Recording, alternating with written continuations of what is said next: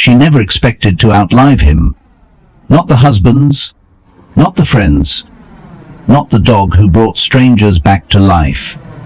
Now the leash hangs quiet by the door, and the house listens for paws that won't return. But one visit, one patient will change everything she thought was over. Even grief can leave a gift behind. Part 1. The leash still hangs. October 12th, 2023. Edgewater, Maryland. The leash had not moved in 3 weeks. It hung like a forgotten scarf beside the back door, thin red nylon, with a silver clip, worn soft from 10 years of daily use. Martha Ellis passed it every morning, coffee in hand, waiting for the sound she still hoped might come. The soft scratch of paws, the faint tap-tap of Henry's nails on the linoleum. Silence had never felt so loud. She still filled one bowl with water. It made no sense, but grief does not operate on reason. Her daughter called it part of the process. Her neighbor called it denial. Martha did not care what they called it. She just knew the bowl belonged on the floor beside the fridge. That is where Henry drank every morning. After the visits, that is where he would look first. Martha, 72, had once cared for the dying. A nurse for 42 years, most of it in private elder care. She knew the rhythms of life when it faded. She would held more hands in passing than most priests. But Henry, he was not supposed to go first. He was not even supposed to live that long. 10.5 years ago, a trembling tan and white Papillon with one floppy ear and heartworm had curled up inside her elbow at a rescue clinic. He would been unadoptable, the shelter said. Fragile heart. Skittish, too old even then. But she took him home anyway. Something in his eyes reminded her of her first patient, quiet, observant, and clinging to hope with more strength than he should be had. And Henry had proved them all wrong. He became her shadow, her gentle anchor, and eventually her working partner, certified as a therapy dog at the age of 4. Henry had visited over 300 homes by her side. He would laid his little head on frail laps, curled against brittle hips, and once licked tears from the face of a veteran who had not spoken in 3 years. Henry did not bark. He did not bite. He just understood. And now he was gone. The vet had said it was peaceful, a small clot. Quick, no pain. Henry had been curled up at her feet when he gave a single, soft sigh and never took another breath. Martha had lifted him, wrapped him in the same baby blanket she would used on her daughter, and sat beside him for hours in the fading October light. She had not cried much, not then, but this morning, standing in the kitchen, looking at that leash, she broke. She slid to the floor, the coffee splashing as the mug slipped from her fingers and shattered. Her back pressed against the cupboard. The leash swung lightly on its hook. "I can't do this without you, buddy." Her words hit the linoleum like stones. Later, after sweeping the broken mug into the trash and rinsing her tear-stained face, she sat by the window with Henry's blanket in her lap. The sun had not risen yet. The sky was that soft indigo that makes you question if it is night or morning. Then came the knock. 3 taps. Soft, but she nearly did not answer. Standing on the porch was a young woman in scrubs and a ponytail. One of the hospice volunteers. Sarah, maybe, or Sandra. I heard about Henry, the girl said quietly. I am sorry. Martha gave a gentle nod, grateful for the thought, but unwilling to open the gate of small talk. I brought something. The girl held out a small paper envelope. It is from me, Leeds. He asked me to give this to you today, on the next full moon. That is today. Apparently. Martha raised an eyebrow. George Leeds, the piano teacher. The girl nodded. He passed 2 nights ago. Martha took the envelope with steady hands. The handwriting was unmistakable.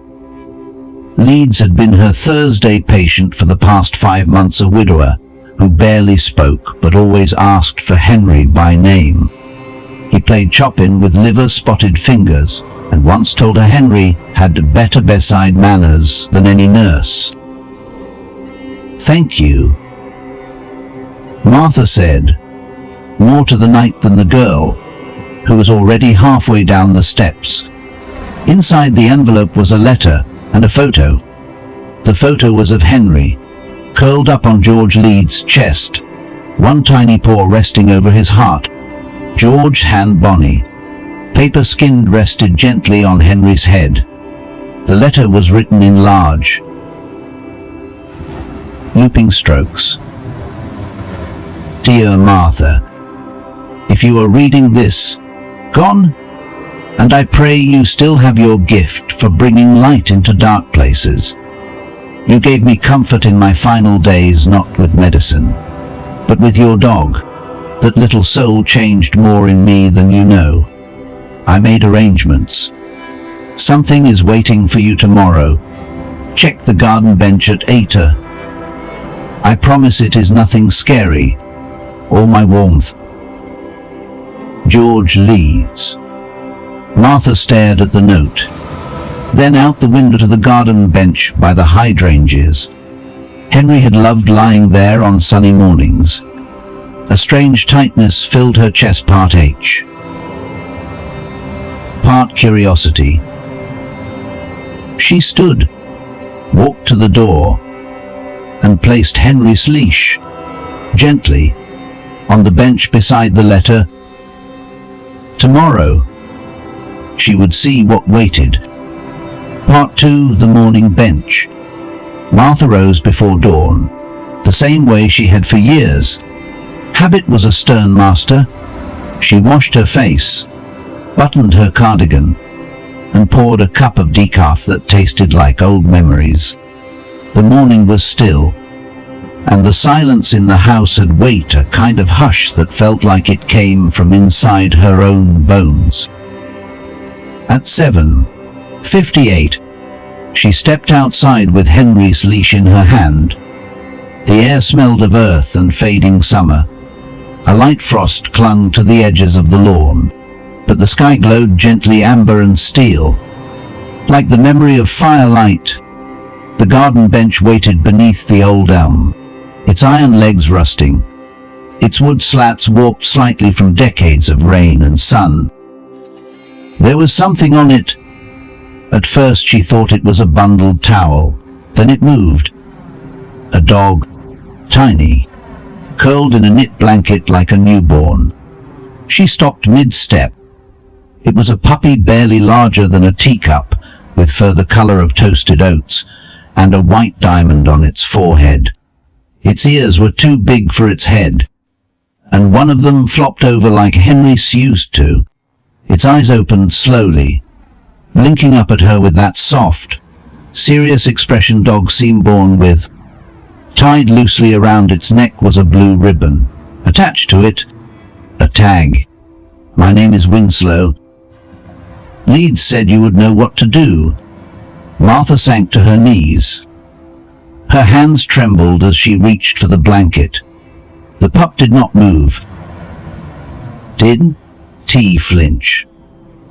Just looked at her as though he would been waiting a long time. You are not him, she whispered, but you are. Something. The pup licked her knuckle. That was it. That was all it took. Her heart cracked open again, but not just with grief this time. With recognition, with gratitude, with the terrifying flicker of hope. She gathered the little creature in her arms and walked slowly back into the house.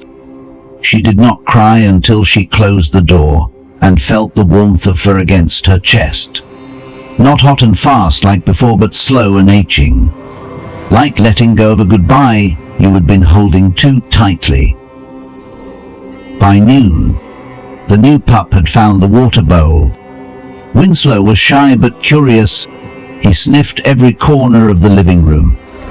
He barked at his own reflection in the fireplace glass. When she laid out Henry's old bed, Winslow sniffed it once, turned in 3 awkward circles, and collapsed with a sigh as if it were made just for him. Martha sat watching him, a forgotten cup of tea going cold in her hands. She did not believe in signs. Not really, but she believed in George Leeds, a quiet man who once said he did not fear death, only being forgotten. Maybe this was his way of leaving something behind that would keep his name on someone's lips. Maybe it was more than that. Maybe it was grace. By the end of the week, Winslow had a harness that actually fit and a new schedule of visits to ease him into therapy work. Martha knew the rules certification would take time, but she also knew what mattered more than paperwork. It was the look in people's eyes when they saw the little dog. It was the way pain loosened. Just slightly, in his presence. He had the makings of a healer. They started with Miss Grayson, 93 and twice a widow. She lived alone in a faded farmhouse out on Duck Creek Road. Martha had been her weekly visitor for over a year. She brought hot soup, crossword puzzles, and Henry, who'd sit under her chair during story time. Winslow did not sit. He climbed into Miss Grayson's lap before Martha could blink. "Well," the old woman said, laughing, "aren't you forward?" She did not let him go the whole visit, and for the first time in 6 months, she did not mention her hip pain once. They visited 8 homes in the next 2 weeks. Martha wore Henry's solded tag on her keyring and kept his photo in her wallet. She told every patient about Winslow, but only when they asked. She did not pretend he was the same. She did not need to. Winslow had his own way. He curled beside oxygen tanks without fear. He pawed at blankets until arthritic hands reached out to pet him. He once barked when a man's blood sugar crashed. Martha had her emergency kit in the car. The manor's daughter said the dog had saved her father's life. Each time, Martha whispered, "Good boy, Winslow." But alone at night, she still whispered to Henry too, "You would like him. He has got your stubborn heart. We're okay. You did not leave me empty." She thought she was healing. She believed it, mostly, until the letter came. It was waiting on the kitchen table one Friday afternoon, in a plain white envelope marked only with her name and a return address she did not recognize. She opened it with tired hands. Inside were 2 things, a short handwritten note and a legal document.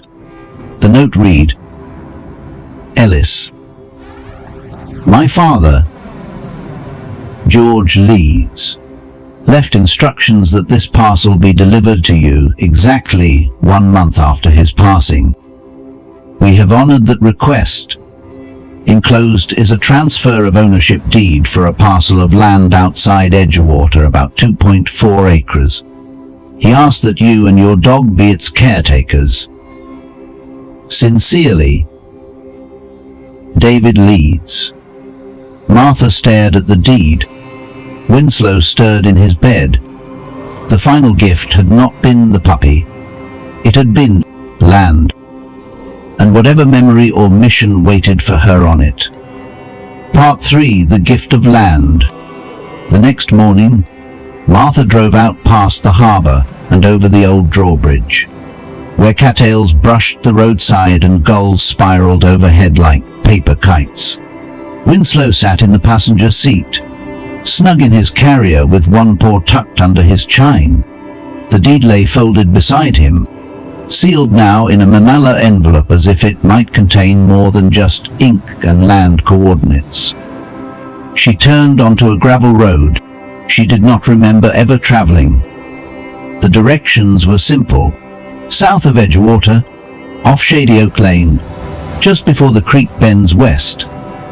There, beneath a leaning mailbox rusted to one side, was a small wooden sign. Henry's Field. She stopped the car. The gate was unlocked. A low white fence ringed the property, nothing fancy, just split rail and wire. The grass inside was long but golden, like wheat lit from within. Pines lined the western edge. An old oak shaded one corner where a wooden bench stood, exactly like the one in her own yard. On the bench, wrapped in a plastic sheet, was another note. She walked slowly to it, Winslow in her arms, heart catching with each step. If you are standing here, Martha, then you have accepted the last part of my will. Thank you. This land is yours now. I called it Henry's Field because I always liked how that little dog waited for the wind before moving. Smart fellow. Dogs know when to listen. I've kept this space quiet for decades. My wife used to paint here. I played chop into the trees. I hope you will let others rest here too. Not just people, souls. Make it a place where silence heals. George. Martha sat down slowly, the letter in one hand. Winslow curled in her lap. Her breath caught on something halfway between a sob and a laugh. He would meant it to be more than a gift. It was an invitation, a purpose. The next few days were filled with planning. Martha called zoning officers, spoke with George's attorney, and scribbled notes into her old nurse's ledger, now repurposed as a field journal. She did not know yet what Henry's Field would become, just that it could not sit still. Not when she would been given so much. A community space, perhaps a resting place, not a graveyard, more like a sanctuary, for those grieving, for those healing, for those saying goodbye. She called Miss Grayson first. Do you remember that land Leeds owned? She asked. I remember his wife painting lilies near the creek. She said it was where she saw God best. Martha smiled. I am going to open it to the public, to people who need it. Just a bench and a gate, maybe a garden. She paused. And Winslow took to the field immediately. The first time she let him run, he darted through the grass with a kind of reckless joy that tightened her throat. He chased the wind, circled twice, then flopped onto his side and rolled in something invisible. Then he ran back to her, tongue out, paws muddy, eyes bright. He was healing her just by being.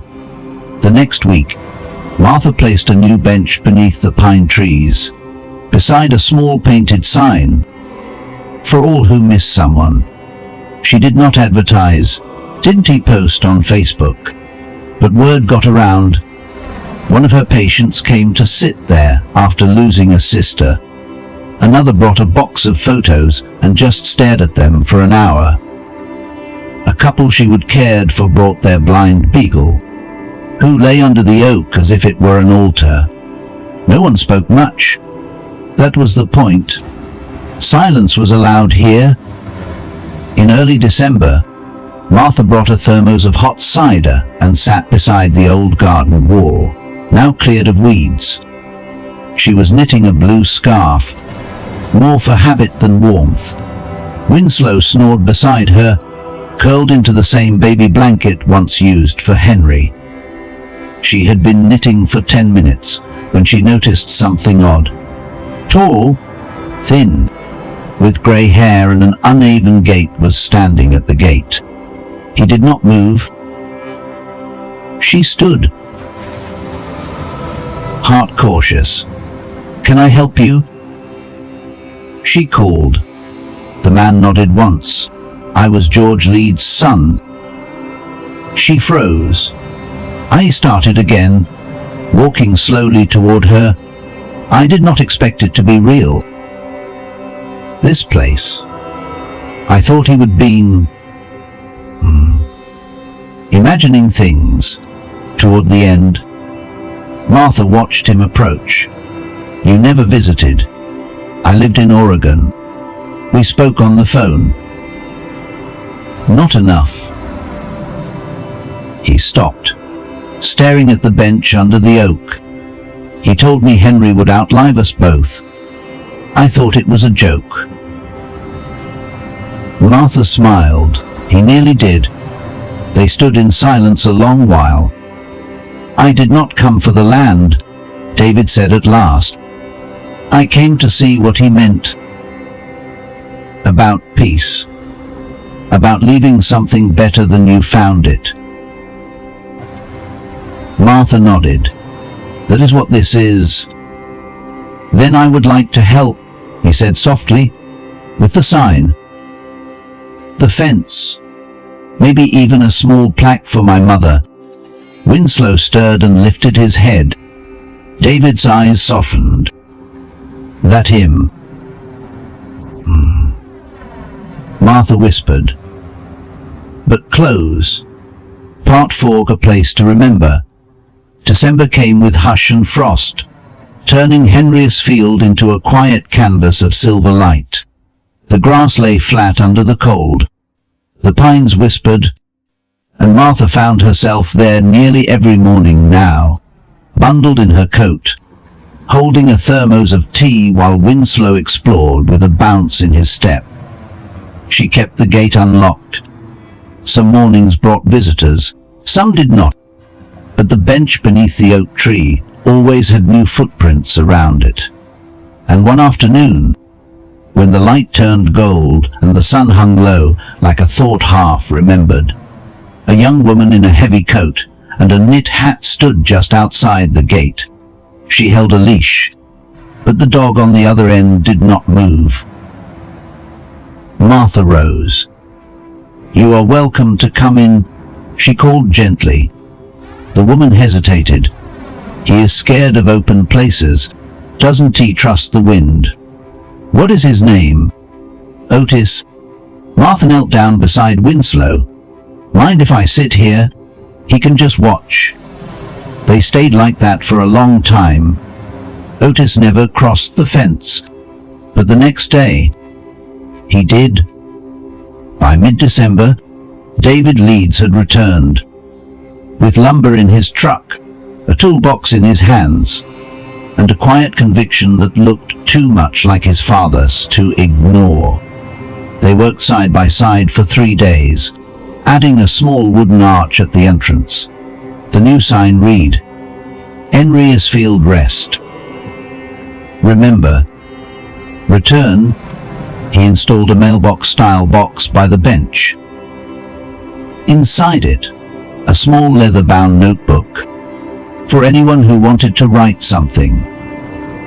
A memory, a prayer, a name.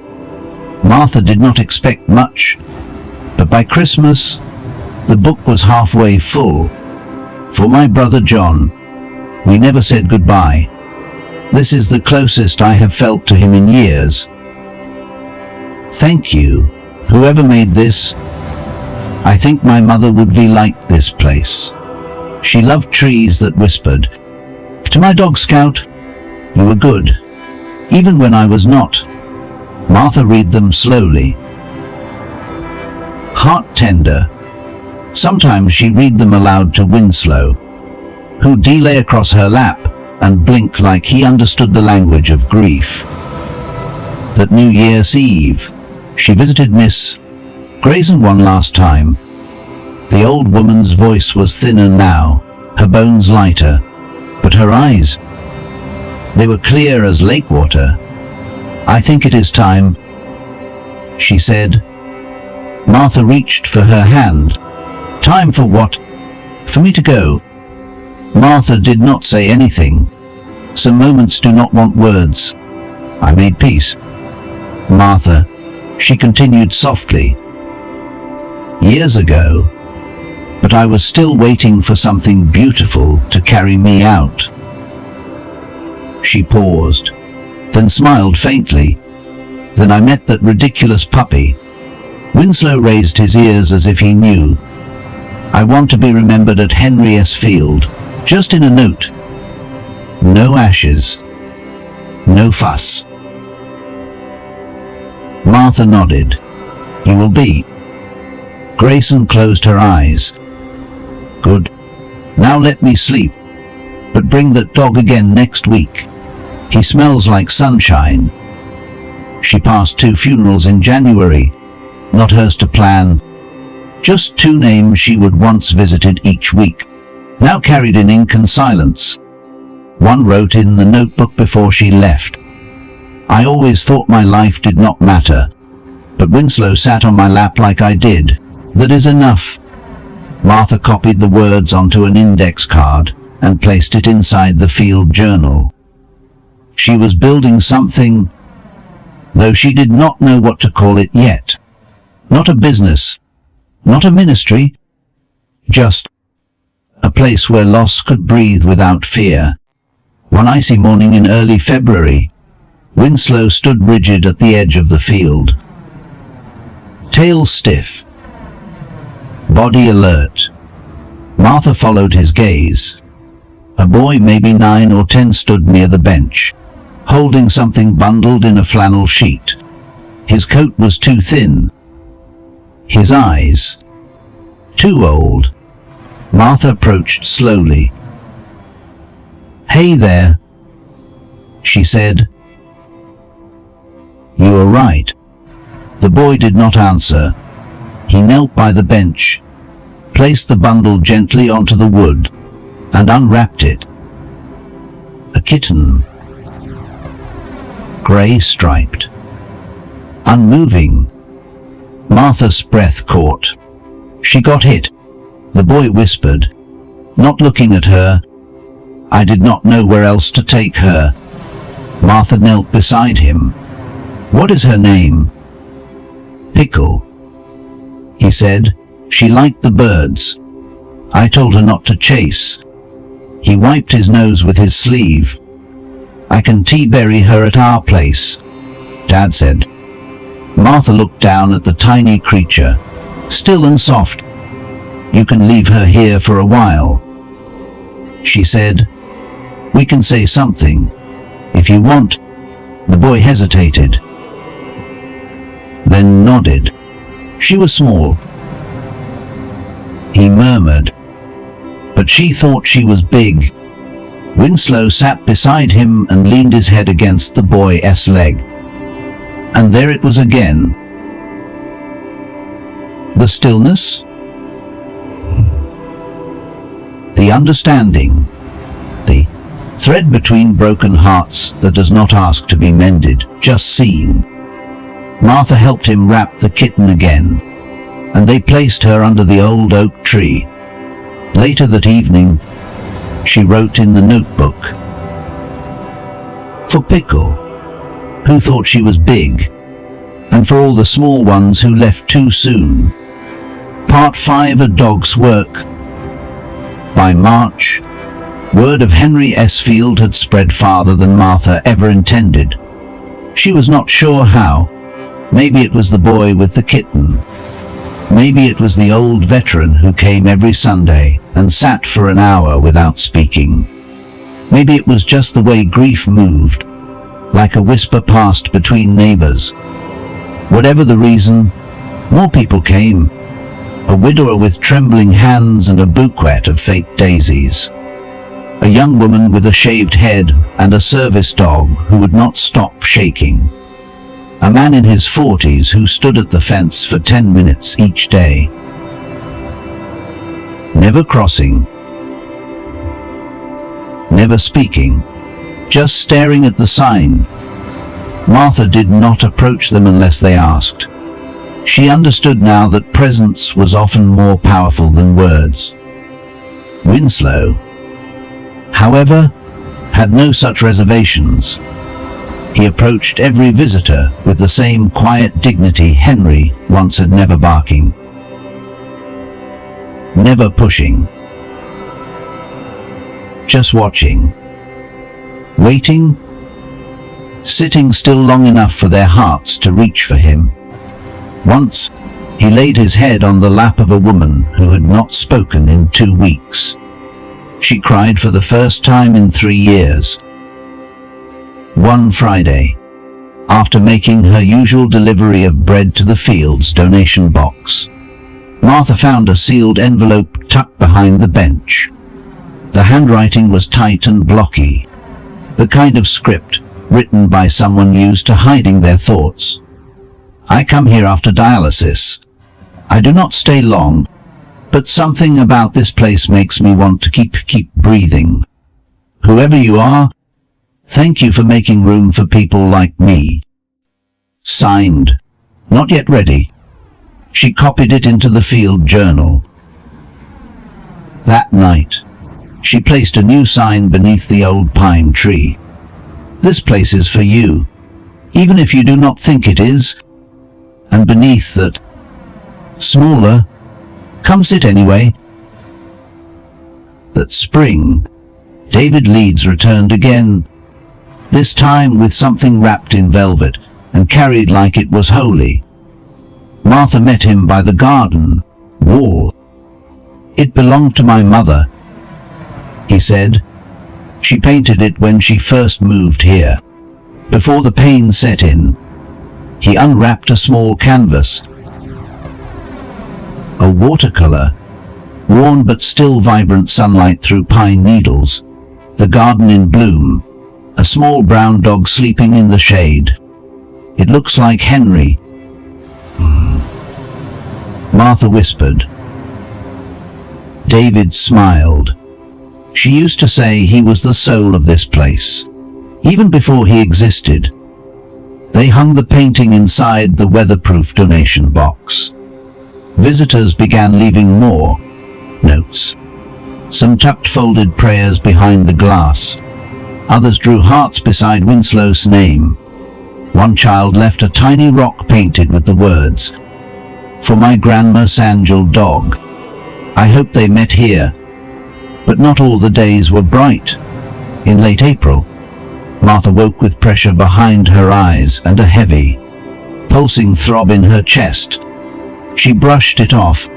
Too much lifting. Not enough sleep. She made it through the first 2 visits that morning, but during the third, at a small blue cottage near the water, she collapsed in the kitchen.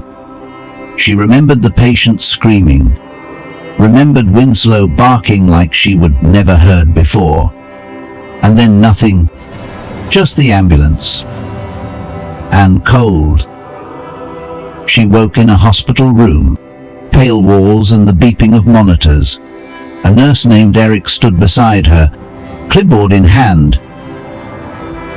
"Martha Ellis," he said gently. 72, mild cardiac event, likely stress-induced. "You gave us a scare."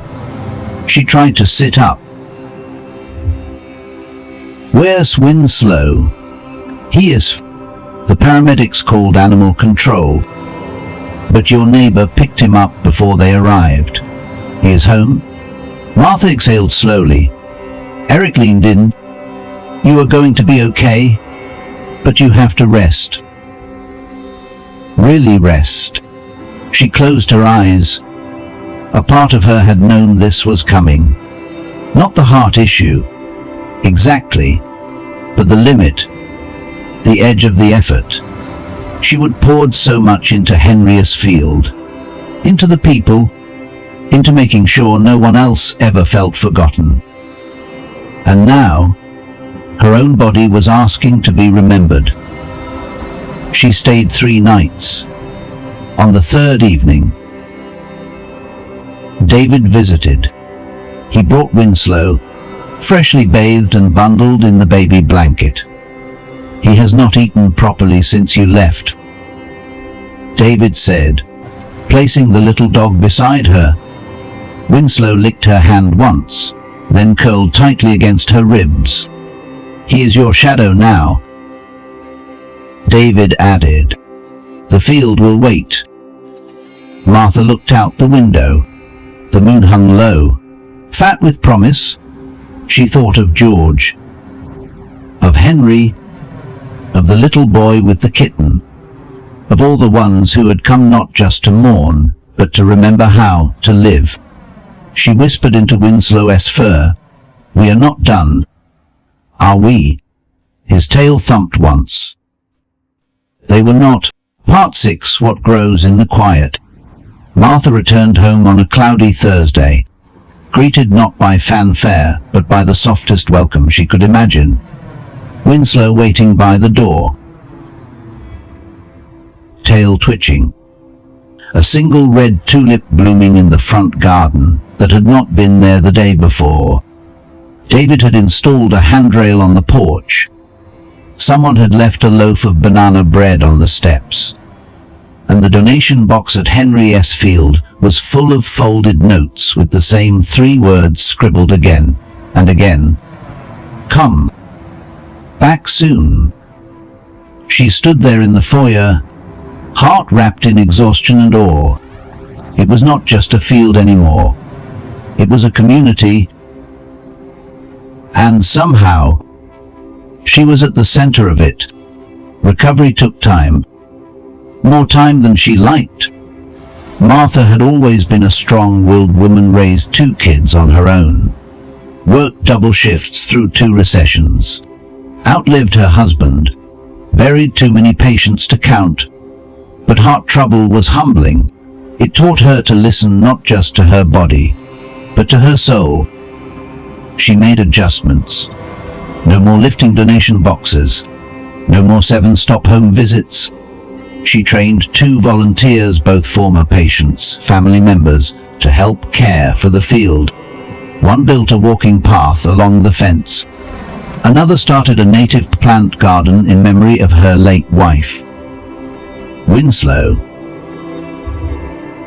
ever vigilant, adjusted too.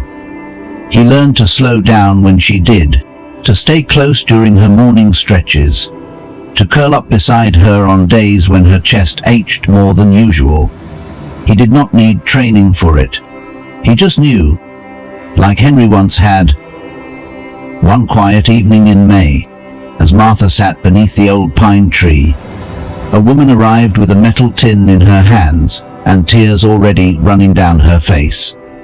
She was in her 50s, wearing a wrinkled denim jacket and holding the tin as if it contained more than ashes, like it held memory itself.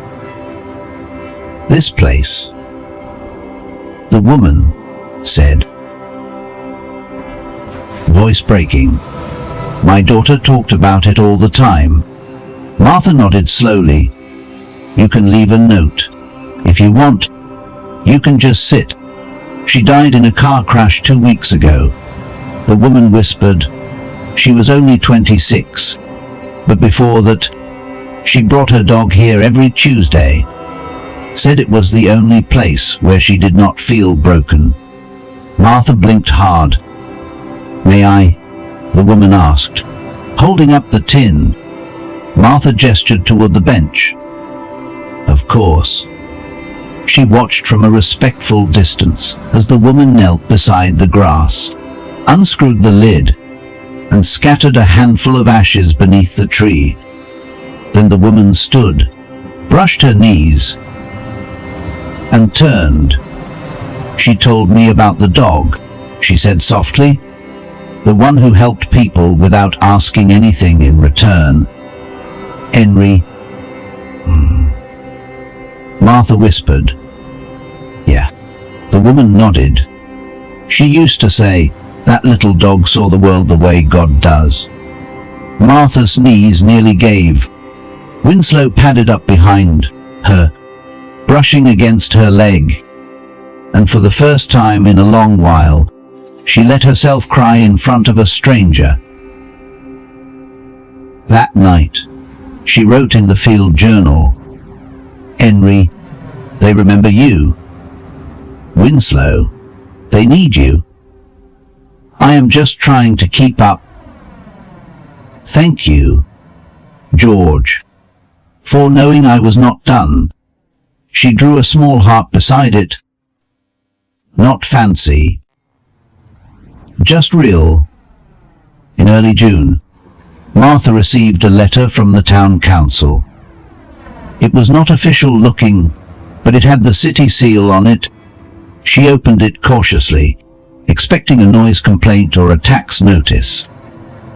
Instead, it read, Dears Ellis, on behalf of the Edgewater Community Relations Committee, we wish to commend your creation and stewardship of Henry S. Field. Your efforts have not only provided healing and reflection for countless individuals, but have fostered a model of neighborly care and emotional refuge we hope to encourage throughout the county. We would like to nominate Henry S. Field for the Community Legacy Award this September. We understand you are not one for attention, but we do believe Henry and Winslow have earned it. With gratitude, Marlene Dixon. Community Liaison. Martha held the letter to her chest. Winslow barked once and pawed at her ankle. I guess that means we are doing something right, she whispered. Then she laughed. Because all of it, every tear, every name in the notebook, every paw print in the field felt like something holy now. Not loud, not grand, but sacred, just the same. Part 7, Where the Light Falls. Summer arrived in Edgewater like a warm exhale. The grass in Henry's field grew thick and sweet-smelling. Bees hummed through the garden beds. The walking path was now lined with smooth stones, each one hand-painted by visitors. Tiny flowers, names, a paw print, a cross, a star. Martha walked the loop each morning with Winslow by her side, his ears perked, his little legs moving like a metronome. The leash was loose in her hand now, not a tether, a rhythm. She no longer filled Henry's bowl in the kitchen, but she still kept his tag on her keychain. Some habits were no longer painful, just true. The notebook by the bench had reached its 10th volume. Each journal was numbered and stored in a small cedar chest in Martha's living room. She would take to reading them once a week, one entry per evening. Not to dwell, but to remember that the world still held people who loved hard and lost harder and came to this quiet place looking for air. One evening, she read, I buried my husband without a funeral. COVID rules. He always hated crowds. Anyway, but I still feel guilty. This place is the only place I have said his name out loud since. It is Pete, he was mine. Martha closed the book slowly, whispered Pete to the ceiling, and gave Winslow a treat without knowing why. In July, something unexpected happened. A local journalist stopped by. She had heard about the field from her aunt, who lost her best friend and left a note under the oak. She did not come with a cameraman or a recorder, just a notebook and soft eyes. "I want to write a piece," she said, "just a quiet one. No clickbait." Martha was wary. She did not want tourists. She did not want Henry S. Field turned into a story about novelty or grief as a trend. But the woman sat beside her under the pine tree and said, "My mom would love this place. She died before she could say goodbye to her dog. I think she would want people to know there is still a place where goodbye can be slow." Martha nodded. "All right," she said. "One story. No headlines. Just truth." The article published 2 weeks later. Simple title, "Where the Light Falls." It described Henry's Field not as a sanctuary, but as a place where broken hearts are allowed to sit down without being asked to get up.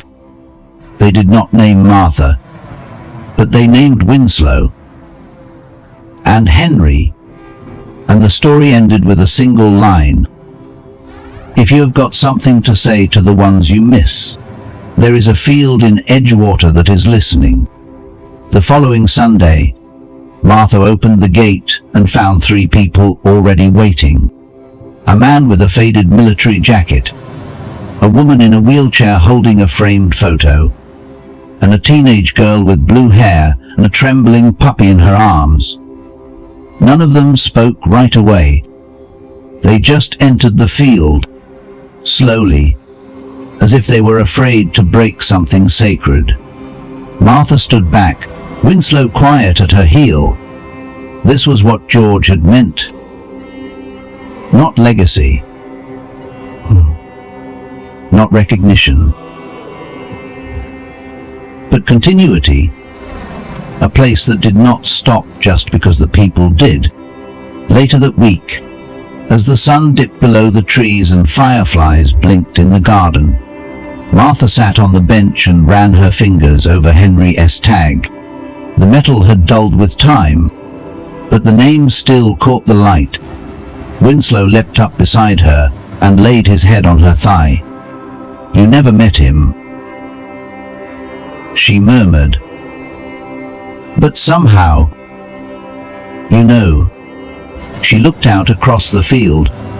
She saw a father showing his son how to trace a painted rock, a girl walking her old dog slowly, stopping every few feet, a woman whispering something to the wind with her hand on the notebook. Martha closed her eyes. She was not just healing anymore. She was witnessing healing happen.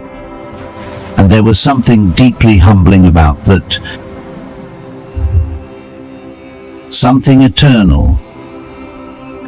That night, just before sleep, she whispered to the dark, "Henry, I kept going. You were right." Part 8 paw prints in wet cement. August rolled in heavy with heat. Cicadas rattled in the trees. The garden bloomed in wild colors, and the grass at Henry's Field turned a dry golden hue. Martha began bringing a wide-brimmed straw hat and a cooler of water for Winslow. He did not like the heat, but he still made his rounds slow, steady, determined, like a tiny sentinel with purpose in his bones. One morning, David arrived early with a bag of cement mix and a glint in his eye. "I have an idea," he said, already kneeling by the garden wall. "We have had 10 notebooks now, almost 100 painted stones. What if we had something that lasted?" Martha raised an eyebrow. "Cement? Cement and paws?" He smiled like a boy with a secret. An hour later, They poured a square of wet concrete into a wooden mold near the bench. When it settled, David knelt with a careful gentleness and pressed Winslow's front paws into the surface. Winslow looked alarmed, but Martha stroked his head and whispered, "It is all right. Sweetheart, you are part of this place now." The prints held. They let it dry in the sun all day. That evening, Martha carved one line beneath the imprints with a rusted old butter knife. Here walked a dog who stayed. The next day, an older man with weathered skin and a cane walked the entire field without saying a word. He returned the following week. Then again. On the third visit, he stopped beside the paw prints and leaned heavily on his cane. "You the one who built this place?" he asked Martha. "I suppose I am." The man nodded. "My wife died during surgery," he said. "Heart valve gave out. I was not there. I was stuck in traffic." He looked at the prints again. She had a mutt named Daisy, used to lick her ankles when she cooked. Martha said nothing. The man pulled something from his pocket, a tiny yellow sock. Frayed. Baby-sized. She knitted this for the dog, carried it around like a treasure. He placed the sock beside the paw prints and walked away. He did not come back, but the sock stayed. Henry S. Field had become something Martha could no longer define. It was not hers anymore, not completely. She was its caretaker, its steward, its quiet hand behind the gate. But the field had taken on a life of its own. People left things now. Small things. A wooden toy soldier. A photograph of a dog in a Santa hat. A letter that read, "I am sorry I did not walk you more." Even when she was not there, they came, and Winslow always knew. He would trot up to the new items, sniff once, and sit beside them as if blessing them. Martha never taught him that. Henry never needed teaching. Either. Maybe some dogs are born with old souls. One afternoon in late August, she returned to the field after 2 days of heavy rain. Everything smelled of wet earth and sweet decay. She noticed the moment she stepped through the gate something was wrong. The notebox was open, and a few pages had been torn. Then she saw the footprints. Heavy boots, mud tracked deep into the grass. The bench had been knocked over. One of the painted rocks, a little one with the name Coco, was cracked in half. Martha's hands trembled. She dropped to her knees beside the bench and righted it with a quiet, urgent focus. Winslow sniffed the area, then let out a low, unsure whimper.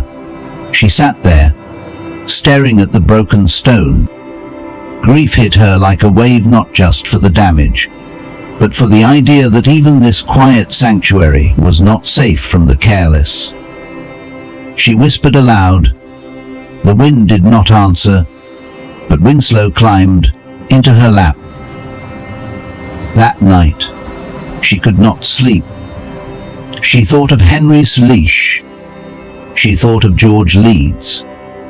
She thought of all the people who came to the field carrying the weight of things unsaid, and how a single act of destruction felt like betrayal to them all.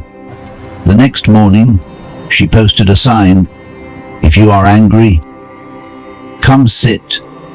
If you are broken, come rest. If you must take something, take kindness." And then, with a heavy heart, she replaced Coco's stone with a new one, painted in gold letters. "You were loved, and still are." Part 9. The day Henry came home.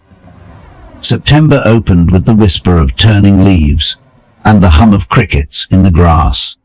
The heat softened.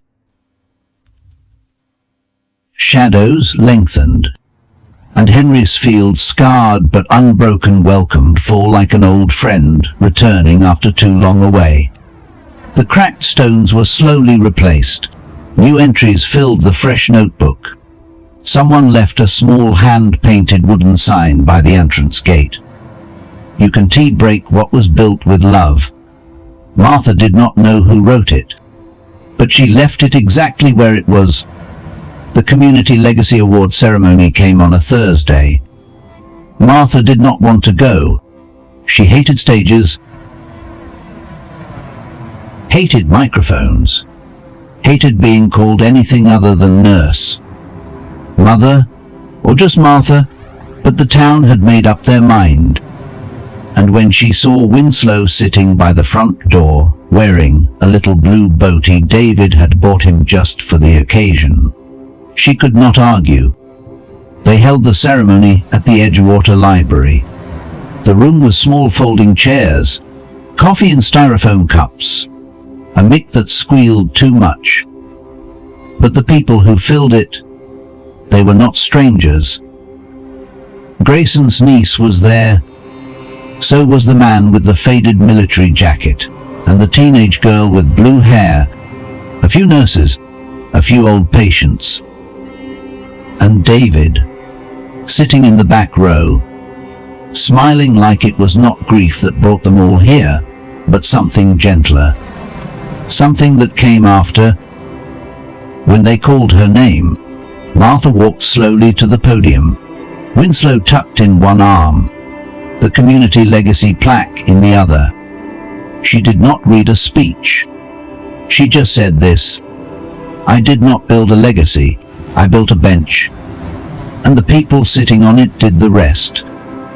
Then she stepped back, kissed Winslow's head, and let the applause wash over her like rain. That weekend, something changed. She could not explain it exactly, only that she woke on Sunday with the overwhelming urge to visit the field before sunrise. The grass was heavy with dew. The sky was just beginning to shift from black to cobalt. And sitting on the bench, in the silence, was a dog. Not Winslow, not flesh and blood, but she saw him, as real as the wind. Henry, his ears perked, his tail still. Watching her, she did not move. Didn't he blink? She stood there, hands trembling, a tear slipping down her cheek before she even knew it had begun. Henry looked at her the way he always had, steady, soft, certain. She did not hear words, but she felt them. "You did good, Martha. I did not leave you alone." And just like that, he was gone. She sat on the bench for a long time, Winslow curled beside her, the sun rising slow and golden behind the pines. She did not tell anyone about it. Not David, not the journal, not even Winslow. It was hers, a gift, a homecoming. Later that day, she wrote just one line in the new notebook at the field. Some goodbyes are really just soft beginnings in disguise. And beneath it, someone else had already written, "I brought my father's dog here today. He never got to say goodbye, so I said it for him." Martha traced the handwriting with her finger, then added one more thing in the margin. "Love does not end. It just waits patiently in new paws. Part 10, the bench will still be there." Autumn deepened, and with it came the slow exhale of a year well lived. Leaves turned gold and rust. Mornings arrived with mist, and Henry's field moved into a quiet season of soft visits and slower footsteps. The tourists were gone. The regulars remained.